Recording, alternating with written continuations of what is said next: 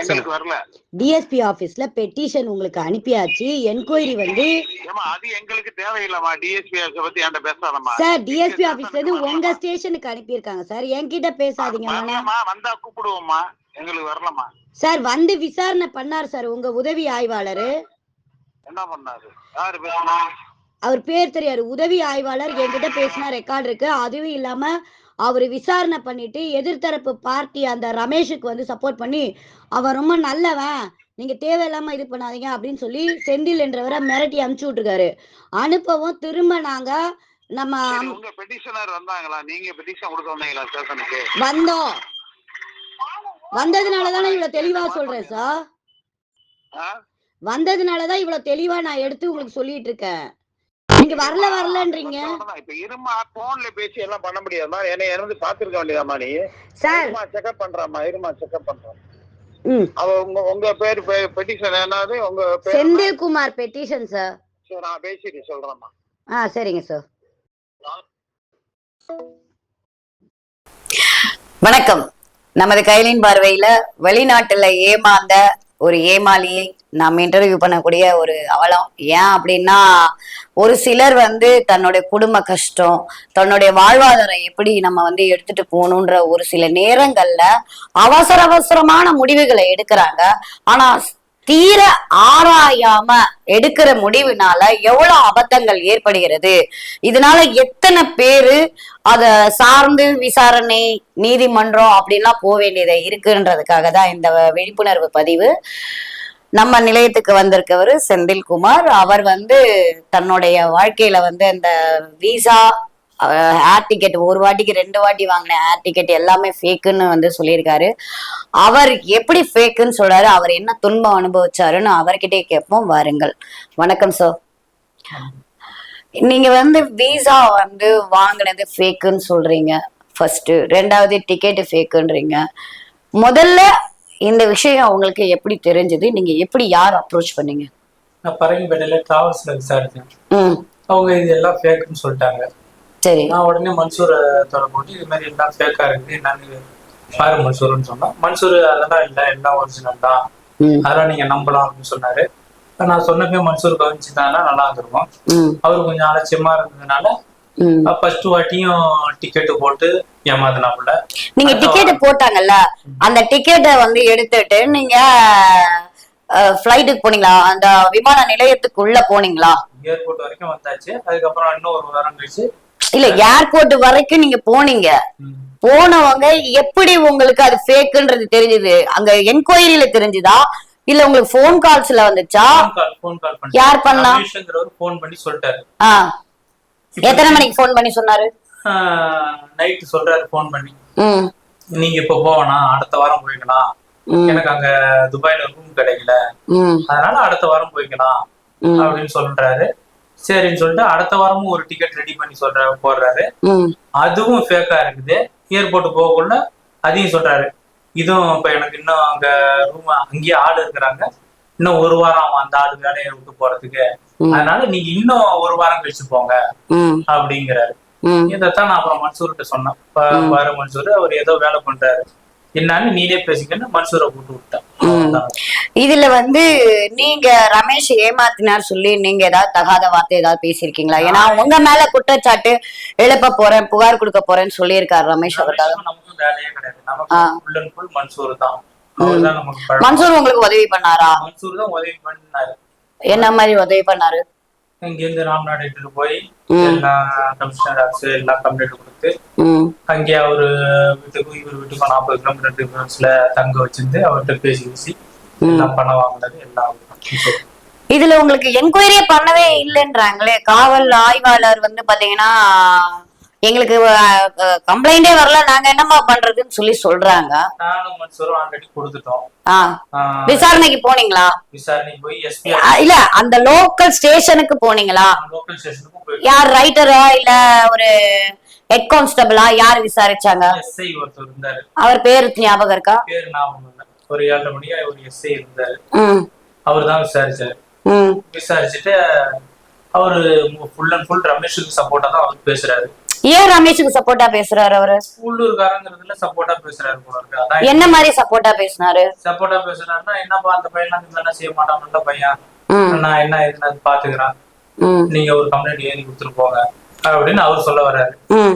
நான் அப்புறம் சொன்னேன், இது மாதிரிலாம் பணம் வாங்கிட்டு ஏமாந்துட்டு இருந்தாங்க, டிக்கெட் எல்லாமே பேக்கு, விசா பேக்கு, நான் இந்த மாதிரி பணம் கொடுத்துருக்கோம், பணத்தை வாங்கி கொடுங்க, சரி ஒரு 10 நாள் நான் வாங்கி தரேன் போன்னு அவரு எஸ்ஐ சொல்லியிருக்காரு. இல்ல அவர் மேல ஒரு வழக்கு இருக்குன்னு கூட உங்ககிட்ட சொன்னதா சொன்னீங்கல்ல? ஆமா. என்ன மாதிரி வழக்குன்னு கேட்டீங்களா? ஒரு இஷ்யூ அவர் மேல ஏற்கனவே வந்தது, அதனால அவங்க எனக்கு கொஞ்சம் பழக்கம் அப்படின்னு சொன்னாரு இவரு எஸ்ஐ. ஓ, ஒரு இஷ்யூ வந்தது, அதன் மூலியமா ரமேஷ் அவர்கள் வந்து தெரியும், அதனால அவன் வந்து ஏமாத்தலாம். ஏமாத்தாதவன் மேல இஷ்யூ எப்படி வந்துச்சுன்றது நீங்க கேட்கலையா? அதெல்லாம் நான் எதுவும் அவரு கேட்கல. அவர் கேட்டாலும் அவர் பதில் சொல்ல. அவர் போன் நம்பரையும் நான் கேட்டேன், உனக்கு ஏன்னாரு. சரி, மரியாதை இல்லாம வாயா போயான்னு பேசுறாரு. அது ராமநாதபுரத்துல கிராமத்து சைடுல அதெல்லாம் அப்படியே சகஜமா போயிடுச்சு. ஏன்னா நம்ம அதிகாரின்றதை விட மரியாதை கொடுத்து மரியாதை வாங்கணும் நிறைய பேர் காவல்துறையில தெரிய மாட்டேங்குது. அது கலந்து போயிடணும் நம்ம. இல்ல இப்போ உங்களுக்கு அங்க போய் வேற எங்க தங்குனீங்க? அதே ராமநாதர்லயே தங்குனீங்களா இல்ல என்ன பண்ணீங்க? ரமேஷ் வீட்டுக்கு போயிட்டு வீட்டுக்கு கூட போல, வெளியில அவரை கூப்பிட்டு என்னப்பா எதுன்னு விசாரிச்சுட்டு அவரு வீட்டு பக்கம்லாம் வராதிங்கன்னு சொல்லிட்டாரு. அப்புறமேட்டுக்கு அவர் மன்சூர் வீடு அங்கேருந்து ஒரு 40 கிலோமீட்டர், மன்சூர் வீட்டுல தான் ஒரு வாரம். மன்சூர் வீடுனா எந்த 40 கிலோமீட்டர்னா எந்த இடம் குறிப்பிட்டு? மன்சூர் வீடு அங்கேருந்து ராம்நாடு பக்கம் தான் அவர் வீடு, பரலட்சிங்கிற ஒரு கிராமத்துல. அங்க அவர் கூட்டிட்டு போயிட்டாரு. நீங்க ஆனா நான் வெளியில பஸ் ஸ்டாண்ட்ல ரோட்ல எல்லாம் நான் படுத்திருந்தேன், நானும் மன்சூரும் எல்லாம் சொல்லி இருந்தீங்க. ஆமா, அவங்க ரமேஷுக்கு வரக்கூடாதுன்னு சொல்லிட்டாங்களா? பஸ் எதுவுமே ரமேஷ் வரக்கூடாதுன்னு சொன்னாரா, காவல்துறை போக கூடாதுன்னு சொன்னாங்களா? ரமேஷ் வீட்டுக்கு வரக்கூடாதுன்னு சொல்லிட்டாரு. காவல்துறை நீங்க ஊர் உள்ளார போனீங்கன்னா உங்களை நாங்க எப்ப மட்டும் உள்ளார வச்சிருக்கோம். நீங்க கேட்கலாம்ல, ஏன் சார் நான் இழந்துட்டேன், நீங்க கூட வாங்க சார் அப்படின்னு. கேட்காம எப்படி இருப்பாங்க? நான் எல்லாம் தான் எஸ்ஐட்ட கேட்டேன், சார் என் பணம் இந்த மாதிரி கொடுத்துருக்கேன், நீங்களே இந்த மாதிரி பேசுறீங்கன்னு. ஒரு 10 நாளுக்கு சொல்லிருக்கணும்பா, 10 நாள் கழிச்சு தான் உனக்கு விவரம் தெரியும் அப்படிங்கிறாங்க. சரி, முக்கியமா ஒரு விஷயம் என்னன்னா, நீங்க வந்து சிதம்பரத்துல இருந்தீங்க, உங்க மனைவி வீடு வந்து சென்னையில இருக்கு. நீங்க ஒண்ணு சென்னையில கம்ப்ளைண்ட் கொடுத்துருக்கணும், இல்லைன்னா சிதம்பரத்துல கம்ப்ளைண்ட் கொடுத்துருக்கணும். நீங்க இது 2 டியூரிசேஷனையும் விட்டுட்டு நீங்க எதற்காக நேரா ராமநாதபுரத்துக்கு போயிட்டு கம்ப்ளைண்ட் கொடுத்தீங்க? என்ன பர்பஸ் மெயின்? ராமநாதபுரத்துல எஸ்பி ஆஃபீஸ்ல கொடுத்துருக்கு, கலெக்டர் ஆஃபீஸ்ல கம்ப்ளைண்ட் கொடுத்துருக்கு, ஆக்ஷன் எடுப்பாங்கன்னு சொல்லிட்டு அவங்கதான் இப்ப சொல்றாங்களே, எங்களுடைய டியூரிசெக்ஷனா இருந்தாலும் நாங்க எஃப்ஐஆர் போட முடியாதுன்றாங்களே. இப்ப நீங்க அடுத்து என்ன பண்ண போறீங்க? கம்ப்ளைண்ட் எல்லாம் கொடுத்துருக்குது, என்ன வருதுன்னு பாப்போம். என்ன வருதுன்னு. அப்போ உங்களுக்கு நம்பிக்கை இருக்கா ராமநாதபுர காவல் மேல? அப்புறம் நம்பிக்கை இல்லைன்றீங்க என்ன சார்? நீங்களே தான் சொல்றீங்க. இல்லங்க, இப்ப நீங்க என்ன சொன்னீங்க? நம்பிக்கை இருக்குன்னீங்க, இப்ப நம்பிக்கை இல்லைன்னு சொல்றீங்க. தெரியல, நீங்க பணம் மட்டும் வாங்கிட்டாங்க நீங்களா, சட்ட நடவடிக்கை வேணும்னு கேட்டீங்களா? நான் பணம் வாங்கிருக்கேன்னா போலீஸ் நடவடிக்கை எடுத்தெல்லாம் நானா வாங்கினேன். அவங்க வீட்டுல உட்காந்து நானா பணம் வாங்கிட்டு வந்திருக்கேன். அவர் வீட்டுல நீங்க உட்காந்தீங்களா? அவர் வீட்டுல நான் உட்காருவேன்னு சொல்லி மன்சூர் வீட்டுல உட்காந்துட்டு நான் பணம் வாங்கிட்டு வந்திருக்கேன். போலீஸ் எல்லாம் இதுல யாரும் எனக்கு வாங்கி தரல பணம். இப்போ காவல்துறை உங்களுக்கு எந்த ஒரு இதுவும் பண்ணல, ஆனா உங்களை மிரட்ட மட்டும் செஞ்சிருக்காங்க. மிரட்டுறாங்க, அவ்வளவுதான். சரி, இத மிரட்டினதுக்கு நீங்க உயர் அதிகாரி வேற யார்ட்டையாவது நீங்க கம்ப்ளைண்ட் கொடுத்துருக்கீங்களா? இது வரைக்கும் யார்ட்டையும் கொடுக்கல. இப்ப சிதம்பரத்துல போய் கம்ப்ளைண்ட் கொடுக்கறதா இருக்கீங்களா? சரி, சிதம்பரத்துல கம்ப்ளைண்ட் கொடுக்குறீங்க, இப்ப பணம் வந்துருச்சு. சரி, இது எல்லாரும் கேட்கற மாதிரி தான் உங்களை கேட்கறோம். என்னன்னா, பணம் தான் உங்களுக்கு வந்துருச்சுல, பொழைச்சு போட்டு அவனை விட வேண்டியது தானே, எதுக்காக திரும்பவும் கம்ப்ளைண்ட் கொடுக்குறீங்க? அவர் எப்படின்னா வந்து அவராலதான் இப்ப எனக்கு வேலை போயிடுச்சு. எத்தனை மாசமா நீங்க வேலை செய்யல? ஒரு 2 மாசமா வேலை செய்யல, அவராலதான் நான் வேலை செய்யல. உங்களோட சம்பளம் என்ன? எங்க வேலை செஞ்சிருந்தீங்க? நான் வந்து அமராவதி ரெஸ்டாரண்ட்ல வேலை செஞ்சுட்டு இருந்தேன். எவ்வளவு சம்பளம்? சம்பளம் வந்து 16,000 ரூபா. அப்ப அந்த 16,000 ரூபாய் வந்து 2 மாசமா உங்களுக்கு வந்து கொடுக்காம ஏமாத்தி இருக்காரு. உங்களுடைய வாழ்வாதாரம் போயிடுச்சுன்றீங்க. இதுல எங்க உங்க பேரண்ட் எல்லாம் வந்து பேசியிருக்காங்கன்னு சொல்றாங்க. இல்ல, ரமேஷ் கொடுத்திருக்காரு தகவல். வந்து என்ன கொடுத்திருக்காருன்னா, மேடம் அவங்க அம்மா அப்பா எல்லாம் எங்களுக்கு போன் பண்றாங்க, அவங்க இங்க வருவேன்லாம் சொல்றாங்க அப்படின்னா. உங்க அப்பா அம்மாவுக்கு அவங்க ரமேஷ் கிட்ட பேசுறதுக்கு என்ன இது நெசசிட்டி இருக்கு? அம்மா என்கிட்ட பேசுறாங்க, என்னப்பா பணம் வந்துச்சா, என்னாச்சு என்கிட்ட பேசுறாங்க. அது மாதிரி கடன்காரங்க வாங்கினவங்க என்கிட்ட பேசுறாங்க. அப்ப நான் மன்சூர் கிட்ட கொடுக்குறேன், மன்சூர் பேசுறாரு கடன்காரங்க. அதான் பிரச்சனை. இல்ல மிரட்டல் விட்டதெல்லாம் சொல்றாரு அவரு. நீங்க அந்த மாதிரி மிரட்டல் எல்லாம் விட்டீங்களா? அவர்கிட்ட எந்த மிரட்டலுமே விடல. அவரு உங்களுக்கு மிரட்டல் விட்டுருக்காரா? அவரு மிரட்டல் விட்டுருக்காரு. நீ கம்ப்ளைண்ட் கொடுத்துக்க, என்னெல்லாம் யாரும் எதுவும் செய்ய முடியாது, நான் பாத்துக்கிறேன் அப்படின்னு அவரு தான் சொல்லுவாரு. நானும் அவருக்கு ஒண்ணும் எதுவும் மிரட்டல. மொத்தத்துல நான் ஒண்ணு கேக்குறேன் சார், நீங்க வந்து ஃபாரின்ல எத்தனை வருஷமா வேலை பார்த்தீங்க? 12 வருஷம். எந்த நாட்டுல வேலை பார்த்தீங்க? சவுதியில. சவுதியில 12 வருஷம் வேலை பார்த்த உங்களுக்கு ஒரு வீசா எப்படி இருக்கும் தெரியுமா தெரியாதா? ஃபர்ஸ்ட் வீசா வரக்குள்ளேயே நான் கண்டுபிடிச்சு மன்சூர்கிட்ட சொல்லிட்டேன். மன்சூர் என்ன சொல்லிட்டாருன்னா, அதெல்லாம் இல்ல, அது நல்ல வீசா தான், நல்ல டிக்கெட் தான். அவரு வந்து ஒரு சர்டிபிகேட் கொடுத்துட்டாரு. சரி சரி, நான் அப்பயும் மன்சூர்கிட்ட சொன்னேன், இதெல்லாம் சரியில்லை மன்சூர், கொஞ்சம் கேளு விசாரின்னு சொன்னா மன்சூர் சர்டிபிகேட் கொடுத்தாப்புல. இப்ப அவரும் தான் கடந்து, அவருக்கு தான் பயங்கர அவஸ்தை. என்னோட அவரு தான் ரொம்ப கஷ்டப்பட்டாரு, ரொம்ப அவஸ்தைப்பட்டாரு. நான் எதுவுமே கஷ்டப்பட்ட அவஸ்தை, அவரு தான் முழுக்க கஷ்டப்பட்டாரு, அவஸ்தைப்பட்டாரு. சரி சார், இப்போ டிக்கெட் வந்து நீங்க இதுல ஏன் இந்த டிக்கெட் விஷயம் திரும்ப திரும்ப கேக்குறேன்னா, நீங்க அந்த என்கொயரி பண்ணக்கூடிய அந்த டிபார்ட்மெண்ட் போயிருந்தா அங்கேயே ரமேஷ் பண்ண அந்த டிக்கெட்டும் வீசாவும் தப்பானதுன்னு கண்டுபிடிச்சா அப்பவே ஸ்பாட்லயே அவங்களே வந்து பண்ணிருப்பாங்க. நீங்க அந்த வேலையை செய்யாதது எவ்வளவு பெரிய தப்புன்னு உங்களுக்கு தெரியுதா தெரியலையா? தெரியுதுதான். அதுக்கு முன்னாடியே அவன் ரமேஷ் எனக்கு போன் பண்ணி சொல்லிட்டாப்புல. எப்படி சொல்லிட்டாப்புலன்னா, நீங்க போக வேணாம், அப்ப அவர் போவேணும்னு சொல்லிட்டு நீங்க உடனே போகாம இருந்துருவீங்களா? அப்புறம் எதுக்கு நீங்க அப்ப ரமேஷ் மேல, அப்போ நீங்களும் அவரும் பாண்டிங்ல தானே எல்லா வேலையுமே செஞ்சிருக்கீங்க. அப்ப நீங்க குற்றவாளின்னு போலீஸ் சொல்றது தப்பு இல்லையே. அவர் ஐடி ப்ரூஃப் எதுவுமே எனக்கு கொடுக்கலையே. என்ன ஐடி ப்ரூஃப்னு நீங்க கேட்டீங்களா? ஐடி ப்ரூஃப், அங்க உள்ள சவுதியில உள்ள ஐடி ப்ரூஃப், அப்புறம் சவுதியில உள்ள போன் நம்பர்லாம் வேணும்ல. சார் நீங்க போனதே என்ன தெரியுங்களா, வேலைக்குன்ற ஒரு வீசாவே இல்ல sir, tourism visa sir. Tourism வீசானா என்ன தெரியுங்களா, அந்த ஊரையும் அந்த நாட்டை சுத்தி பார்த்துட்டு வர்றதுக்கு நீங்க போறீங்க. அந்த இடத்துல நீங்க வேலை வேணும்னு செஞ்சதே யூஆர் 420 தானே சார்? நீங்களே ஒரு 420 தானே? அப்படிதானே சட்டம் பார்க்கும். அப்ப நீங்களே தவறு செஞ்சுட்டீங்க. அப்ப நீங்க அவர் செஞ்ச தவறை மட்டும் நீங்க எப்படி நீங்க அழுத்தமா சொல்லிட்டே இருக்கீங்க?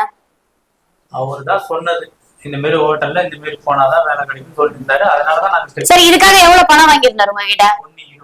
120 வாங்கிட்டு அவர் ஏதாவது உங்களுக்கு பணம் கொடுத்திருக்காரா? யாரு? ரமேஷ் அவர்கள். ரமேஷ் எதுவும் கொடுக்கல, வாங்கின பணத்தை திரும்ப கொடுத்திருக்கிறாரு, அவ்வளவுதான். இல்லையே, உங்களுக்கு தான் 5000 ரூபாய் பணம் கொடுத்ததா அவரு ஒரு ப்ரூஃப் கொடுத்திருக்காரு. 120 வாங்கினதா 120 கொடுத்திருக்காரு. இடையில நான் 2 வாட்டி ஏர்போர்ட் போயிட்டு ரிட்டர்ன் வந்ததுனால அந்த செலவுக்கு 5000 ரூபாய் தனியா கொடுத்திருக்காரு, அவ்வளவுதான். ஓ, நீங்க போயிட்டு வந்ததோடய அந்த செலவு காசு 5000 ரூபாய். அப்ப அவ்வளவுதானே சார் முடிஞ்சிருச்சு இல்ல? திரும்பவும் அவரை வந்து தண்டிக்கணும்னு நீங்க ஏன் நினைக்கிறீங்க? தண்டிக்கணும்னு நினைக்கலையே, அவரால் தானே எனக்கு வேலையை போயிடுச்சு. நான் ஒரு இடத்துல வேலை செஞ்ச இடத்த நிறுத்தினதே அவர் தான். உங்களுக்கு வெளியில ரெடி ஆயிடுச்சு, என்ன வேலை செய்ய விடாம பண்ணதே அவர் தான். ஏன்னா உங்களுக்கு அவங்க விசா ரெடி ஆயிடுச்சுங்க, என்னங்க இந்த மாதிரி பண்றீங்க, பணத்தை ரெடி பண்ணி அனுப்புங்க.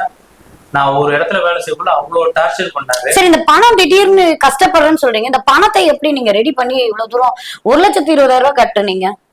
16,000 ரூபாய் தான் உங்க சம்பளம்ன்றீங்க. சரி, 1,20,000 எப்படி கட்டுனீங்க? இந்த மாதிரி வெளிநாடு போறேன்னு சொன்னா சொந்தக்காரங்க கொடுக்க போறாங்க. சொந்தக்காரங்க பணமா கொடுக்க மாட்டாங்க, நகையா கொடுப்பாங்க. அதை வச்சுட்டு நான் ரமேஷ் கட்டிருக்கேன். அதோட நகை சீட்லாம் என்கிட்ட இருக்குது. அப்ப அவருக்கு தகவல் சொல்லிருக்கீங்களா? நான் நகையை வச்சுதான் அவருக்கு அனுப்பிட்டேனே. நகை சீட்டையே அவருக்கு அனுப்பிட்டு, இந்த பிறப்பா நகை எல்லாம் நான் வச்சுட்டு தான் நான் கொடுக்குறேன், எந்த பிரச்சனையும் வராம பாத்துக்க, நானே ஏற்கனவே பிரச்சனை எல்லாம் வந்திருக்கிறேன், இந்த தடவை பிரச்சனை வராம பாத்துக்கன்னு சொல்லிதான் நான் செய்யறேன். இவ்வளவும் செஞ்சு எதுவும் நடக்கல. சரி, முதல்ல பணம் வந்து உங்களுக்கு எப்படி கிடைச்சது? 70,000 ரூபாய். 70,000 ரூபாய் எப்படி கிடைச்சதுன்னா, அவர் வீட்டுக்கு போய் நாங்க பேசிக்கிச்சு. அப்புறமேட்டுக்கு மன்சூர் வீட்டுல உட்காந்துக்கிட்டு, நாங்க போக முடியாது, ஊருக்குலாம் போக முடியாது, நாங்க இங்கதான் இருப்போம் அப்படின்னு சொல்லி அங்க எஸ்பி ஆபீஸ் கலெக்டர் எல்லாம் கம்ப்ளைண்ட் கொடுத்து அதுக்கப்புறம் தான் பணம் வந்து. இல்ல, பணம் 70,000 ரூபாய் வாங்குறதுக்கு முன்னாடி காவல்துறை எல்லாம் பேசுச்சுன்னீங்க. காவல்துறை பேசினதுனால உங்களுக்கு 70,000 ரூபாய்? அதெல்லாம் கிடையாது. காவல்துறை பேசினது. அப்ப என்ன பண்ணதுனால அந்த 70,000? நாங்க ஊர் உள்ளார போறது கொஞ்சம் அவருக்கு அசிங்கம் தாங்க முடியல. எங்களை ஊர் உள்ளாரா வரக்கூடாதுன்னு சொல்லிட்டாரு. சரிப்பா, நான் ஊர் உள்ளலாம் வரல, நாங்க இங்க போய் மன்சூர் வீட்டுல இருந்துக்கோம். அவரு மன்சூர் வீட்டுக்கும் அவர் வீட்டுக்கும் ஒரு 40 கிலோமீட்டர் வித்தியாசம். என்னடா இது, போக மாட்டான் போல இங்கே சுத்தி வரானான்னு சொல்லிட்டு அடிக்கடி நாங்களும் ரமேஷ் ஊருக்கு உள்ளார போயிட்டு வரோம். உங்களுக்கு கொஞ்சம் அசிங்கம் தாங்க முடியாம அந்த பணத்தையே கொடுத்துருக்கோம். அப்ப நீங்க NRI எல்லாம் கம்ப்ளைண்ட் கொடுக்கல? NRI என்ஆர்ஐல கொடுத்துருக்குது, அவங்களும் அனுப்பியிருக்கிறாங்க. இல்ல இப்ப நாங்க வந்து மன்சூர்ன்றவர்கிட்ட வந்து அவர்கிட்ட விசாரிச்சிருந்தோம். அவர் சொன்னாரு என்ஆர்ஐ எல்லாம் வந்து கம்ப்ளைண்ட் வந்து ஏத்தி கொடுத்தாங்க. அந்த என்ஆர்ஐ அனுப்புனதுக்கு அப்புறம் தான் வந்து அவர் மறுநாள் தான் எங்களுக்கு 70,000 ரூபாய் போட்டாரு. ஏன்னா இன்னைக்கு தரேன் நாளைக்கு தரேன்னு சொல்லி என்னையும் வந்து ரொம்ப கஷ்டப்பண்ணாரு. இல்ல இப்ப நீங்க சொல்றது அவர் சொல்றதுமே முற்போக்கா இருக்குது இல்லங்க, மாத்தி மாத்தி பேசுற மாதிரி இருக்கு இல்லங்க. எல்லாம் அதேதான். அந்த கம்ப்ளைண்ட் பாத்துக்கிட்டாரு. நாங்க உள்ளார போறது மட்டும் அவருக்கு பிடிக்காம எல்லாம் சேர்ந்துதான் அவரு பணத்தை ரிட்டர்ன் பண்ணது. இதுல போலீஸ் எல்லாம் எந்த இதுவும் கிடையாது. போலீஸ் என்ன நடவடிக்கை சட்ட நடவடிக்கையே எடுக்கலன்றீங்க. சரி, சட்ட நடவடிக்கை எடுக்கலன்னு நீங்க சொல்றீங்க.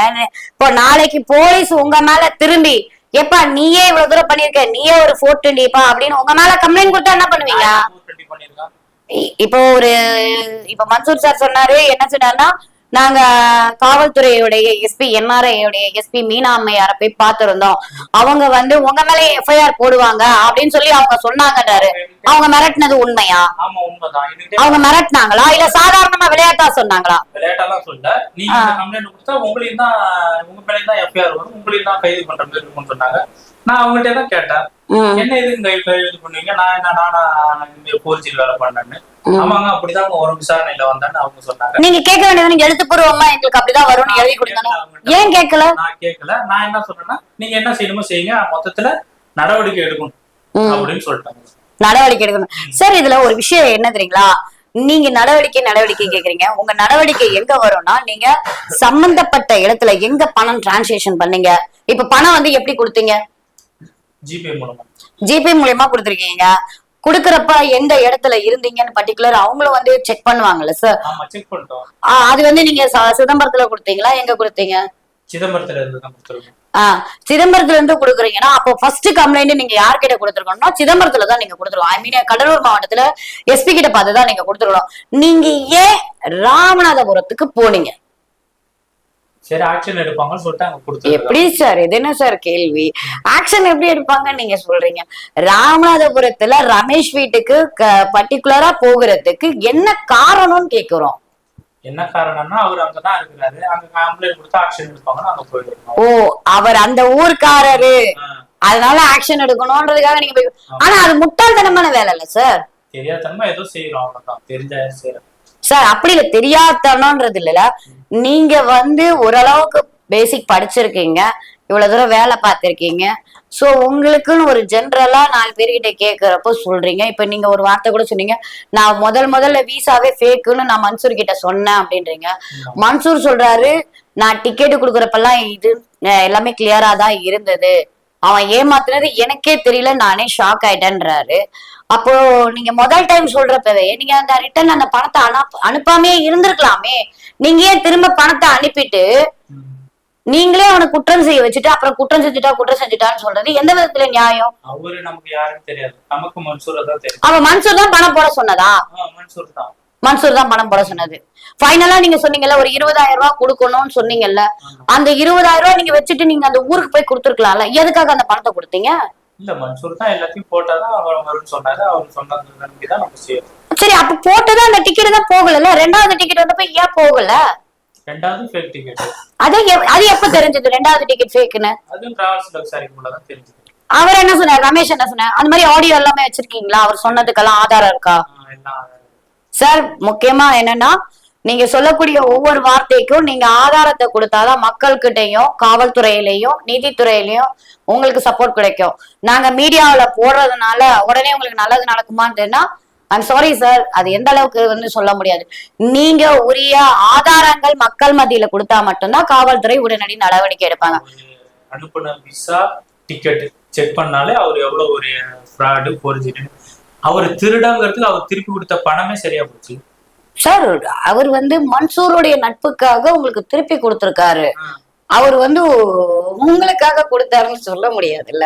மன்சூர் டார்ச்சர் பண்ணிருக்காரு, அதனால அவங்களுக்கு அந்த பணம் செட்டில்மெண்ட் பண்ணிட்டாங்க. மன்சூர் ஆக்சுவலி என்னன்னா காட்டி விட்டது மட்டும்தான், ஆளை காட்டி விட்டு உங்களுக்கு சொன்னாரு. உங்களுக்கு ஒரு வாழ்க்கைக்கு ஒரு விளக்கேத்தி கொடுத்தாரே தவிர உங்க விளக்கு அவர் அணைக்கல. ஆனா அவர் தான் அணைச்சிட்டாருன்ற மாதிரி தானே எல்லா இடத்துலயும் நீங்க சொல்லியிருக்கீங்க. சொல்லுங்க. மன்சூரை நம்பிதான் நான் பணம் கொடுத்தேன். அது நான் என்ன பண்றது? ஏன் உங்க மனைவி தான் மீடியாவுல இருக்காங்கல்ல, உங்க மனைவி கிட்ட கேட்டிருக்கலாமே, உங்க மனைவி கிட்ட சொல்லிருக்கலாமே, அதை நீங்க செக் பண்ணிருக்கலாமே, ஏன் அதை செய்யல? நான் தான் டிராவல்ஸ்ல செக் பண்ணிட்டு தானே சொன்னேன், மன்சூர்டே சொல்லிட்டாங்க. அப்ப உங்க மனைவிக்கு வந்து முடிஞ்ச அளவுக்கு எந்த விஷயமும் சரியா தெரியாது. அவங்களுக்கும் எல்லாம் தெரியும், எல்லா விஷயமும் தெரியும். தெரிஞ்சு அவங்க உங்களுக்கு என்ன சப்போர்ட் பண்ணாங்க? அவங்களும் ஃபுல் சப்போர்ட் பண்ணிருக்காங்க. என்ன மாதிரி? எந்த மாதிரினா யாராட்ட பேசணுமோ பேசி அவங்களும் தான் செஞ்சிருக்காங்க ஃபுல் சப்போர்ட். சார் திரும்பவும் கடைசியா சொல்றேன் சார், வாழ்க்கையில வந்து முன்னேறணும்னா நேர்மையான முறையில ட்ரை பண்ணா மட்டும்தான் முன்னேற முடியும். ஏன் அப்படின்னா, இது வந்து பாத்தீங்கன்னா ஒரு இடத்துக்கு வேலைக்கு போறோம்னா அவங்க வந்து அந்த கம்பெனி வந்து கரெக்டான கம்பெனியான்னு ஃபர்ஸ்ட் நம்ம செக் பண்ணணும். அவங்க அனுப்புற வீசா வந்து கரெக்டான வீசாவா அப்படின்றது யார்கிட்ட எல்லாம் விசாரிக்க முடியுமோ, நீங்க லோக்கல் ஸ்டேஷன்ல கொடுத்துருந்தீங்க கூட அதோடைய உண்மைத்தன்மை தெரிஞ்சிருக்கும். நீங்க பணத்தை நீங்க கட்டியிருக்க தேவையில்ல, கொடுத்த பணத்துக்கு மட்டும் ஆன் த ஸ்பாட்ல கொடுத்திருந்தவரே அவரை வந்து கைது செய்யக்கூடிய ஒரு இதா இருக்கு. ஏன்னா அவர் வச்ச சிம்பிளும் அங்க இருக்கிற சிக்னேச்சர் எல்லாமே ஃபேக் அப்படின்னு நீங்க சொல்றீங்க. அது ஃபேக்குன்றது காவல்துறை அடுத்த கட்ட நடவடிக்கையில அவங்க சொல்லக்கூடிய ரிப்போர்ட் தான். சரிங்களா? நீங்க முதல்ல என்ன பண்ணணும்னா, புகார் வந்து உங்க மாவட்டத்துல நீங்க ஃபர்ஸ்ட் கொடுங்க. ராமநாதபுரத்துக்கு போய் அவங்க வீட்டுல வந்து, ஏன்னா கம்ப்ளைண்ட் கொடுத்துட்டா நான் ஒருத்தர் வீட்டுக்கு போறேன்னு சொன்னீங்கன்னா சட்டப்படி அது தப்பு சார். சரிங்களா? நீங்க யார் வீட்டுக்கு போக கூடாது. ஒண்ணு போலீஸ் போயிட்டீங்கன்னா அந்த போலீஸை மட்டும் தான் ஃபாலோ பண்ணணும். உங்களுக்கு போலீஸ் சப்போர்ட் பண்ணலன்றீங்க, சப்போர்ட் பண்ணனாலும் நீங்க உங்க பணத்தை வாங்கிட்டீங்க, அவர் மீது சட்ட நடவடிக்கை எடுக்கணும்னு நீங்க சொல்றீங்க. உங்களுக்கு சட்ட நடவடிக்கை வேணும்னா சிதம்பரம் மாவட்டத்துல கடலூர் மாவட்டத்துல நீங்க கொடுக்குற அந்த புகாரின் அடிப்படையில தான் உங்களுக்கு எஃப்ஐஆர் கிடைக்குதா இல்ல அடுத்த கட்ட ரெமெடி கிடைக்குதான்றது தெரியும். இப்போ உங்களுக்கு ஓரளவு பணம் வந்தாச்சு, அடுத்து நீங்க என்ன பண்ற மாதிரி இருக்கீங்க? அவரால் தான் பண்ண 2 மாசம் வேலைக்கு போல, அதுக்கு அவர் பதில் சொன்னாங்க. இப்ப அடுத்து என்ன வேலைக்கு போற மாதிரி இருக்கீங்களா இல்ல வழக்கு அந்த மாதிரி எல்லாம் சந்திக்க ரெடியா இருக்கீங்களா? சந்திக்கிற மாதிரி இல்ல, அவ்வளவுதான். கேஸ் கொடுத்துருக்குற அது ஸ்டெப் எடுத்தா எப்படி எடுக்கிறாங்கன்னு பார்க்க வேண்டியதுதான். சரி சார், எங்க நிலையத்துக்கு வந்து இவ்வளவு தூரம் உங்களுடைய டைம் எங்களுக்காக செலவு பண்ணியிருக்கீங்க. கண்டிப்பா இதை வந்து மக்கள் மத்தியில நாங்க கொண்டு சேர்க்கிறோம். மக்களே, ஏமாத்தப்பட்டவருடைய குற்றமா ஏமாற்றுவரி சாமர்த்தியசாலித்தனமா அப்படின்றத எப்படி சொல்றதுன்னு எனக்கு புரியல. ஒரு சில நேரங்கள்ல நாம செய்யக்கூடிய சில தவறுகள் எந்த அளவுக்கு நாம பாதிப்பு அடைகிறோம் அப்படின்றது இருக்கு. இன்னொன்னு, ஒரு சிலர் வந்து தன்னுடைய நடவடிக்கைகளை வந்து விசாரணை பண்ணாம செய்யறதுனால காவல்துறை வந்து நீதானப்பா தப்பு பண்ண, நாங்க ஏன்ப்பா இதுக்கெல்லாம் நாங்க வரணும் அப்படின்ற மாதிரி சொல்றாங்க. ஆனா காவல்துறைய மக்கள் நம்பி வர்றதுக்கு காரணம் என்ன அப்படின்னா, எங்களுடைய அறியாத தன்மையில நாங்க பணத்தை ஏமாந்துட்டோம், நீங்க வாங்கி கொடுங்கன்னு நாங்க உங்களை சொல்லல, உங்களை கட்ட பஞ்சாயத்து பண்ணுங்கன்னு நாங்க சொல்லல, எங்களுக்கு தேவை, எங்களுக்கு சட்ட ரீதியா நடவடிக்கை எடுங்கன்னு சொல்றப்ப அவங்க மனதை காயப்படுத்தாம அவங்களுக்கு உரிய நடவடிக்கையை எடுத்து கொடுக்க காவல்துறை தான் முன் வரணும். காவல்துறை வந்து உங்க வீட்டு நண்பன் சொல்றீங்க, ஆனா உங்க வீட்டு நண்பனா நடைமுறையில இருக்குதா என்பது கேள்விக்குறியா இருக்கு. இந்த கேள்விக்குறைக்கு விரைவில் நமது தலைமை காவல் இயக்குனர் பதில் சொல்வாரா? விரைவில் பார்ப்போம். வணக்கம்.